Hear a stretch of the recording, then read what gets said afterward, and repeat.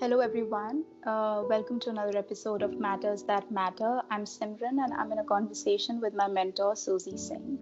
But today we are going to discuss some of the myths that are related to this word and that are very popular and conventional. And one of those myths is that in order to be spiritual, or if you are a spiritual person, you're supposed to lose interest in everything material. You're supposed to become like a hermit who lives in the hills. You're not supposed to like money. This is a big one. You should not have any interest in providing for yourself or earning a living. Is this all true, Susie? To be qualified as a spiritual person, do you need to give up all of this? Well, I think the term spirituality must be differentiated from the word renunciation. They're two completely things. Ascetics renounce life, and that's they will renounce life. They don't get married. They decide to go into the hills, and they dedicate their life to their own way of searching for truth or for searching for God. But when we look at spirituality encompasses a deeper understanding of my own self, understanding my mental patterns, understanding, how my mind and body are related, understanding what kind of baggage I'm carrying, why I get angry, understanding my nature, and trying to work with it, refine it in a way that I can eliminate my darker qualities or my impurities in my nature, or the what in mythic terms would be called my tamasic values, dark, heavy, inert values that don't allow me to be so aware or so conscious and to live a life which is dedicated towards being my purest self, or operating from my higher consciousness, not just from my mechanical habit mind,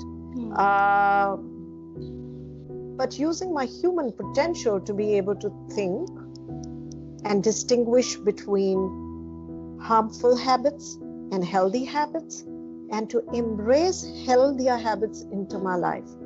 So if you really see, it is a journey into living a more wholesome, a more wholehearted life, where I can, instead of succumbing to my darker human qualities of being angry and judgmental and being jealous, I can take those qualities and transform them into something more useful, something that will allow me to be in my relationships and operate in the world from a place of love, not necessarily a place of fear.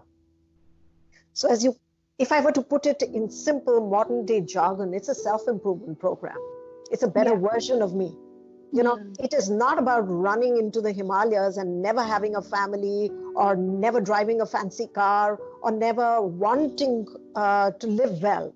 I mean, the idea is you can have all the comforts. Money is not a bad thing.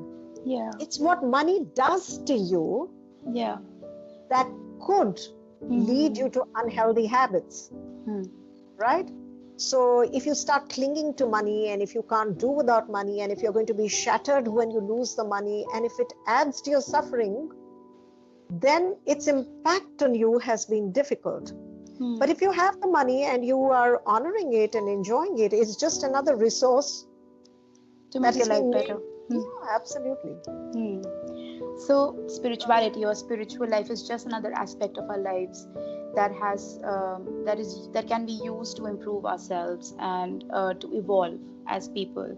But there is another myth that is associated with spirituality, and that is that spiritual people don't experience negative emotions, or spiritual people never get angry, or spiritual people never experience like you said, the dark emotions of jealousy or greed or shame or guilt. Is that true? Are we not human?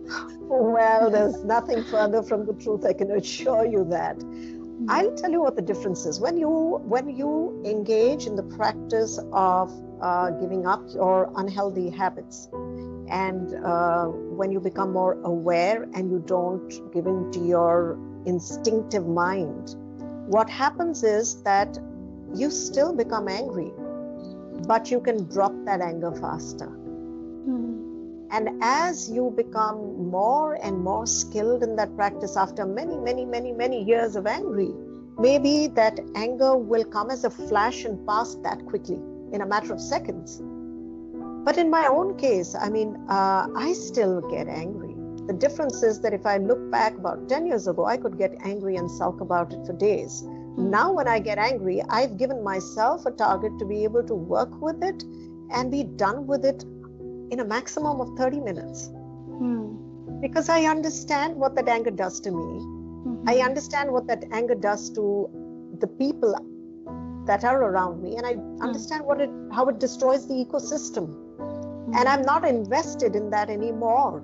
That understanding has allowed me to make this commitment with myself and has taught me how to attend to my anger, not to fight it, not to deny it, not to say it's a bad thing and I'm a spiritual person or I'm on the path and therefore I shouldn't be angry.